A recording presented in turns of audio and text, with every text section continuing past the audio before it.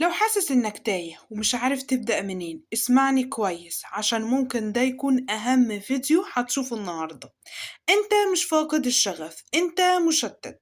كل يوم هدف جديد، فيديو جديد، فكرة جديدة، مشروع جديد، بس مفيش حاجة بتكملها للآخر.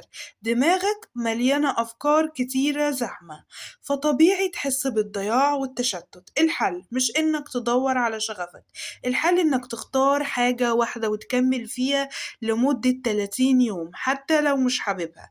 هنا شغفك هيبدأ يظهر، مش قبل ما تبدأ في الحاجة. الشغف مش بداية، الشغف نتيجة استمرار إنك بدأت في الحاجة غصب عنك. الشغف بيجي بعد ما تبدأ في الحاجة، بعد ما تستمر فيها، بعد ما تجبر نفسك وتحط نفسك في الحاجة إنك تطور نفسك فيها. ابدأ غصب عنك وهتعرف إنت عايز إيه نتيجة تكرار الحاجة واستمراريتك.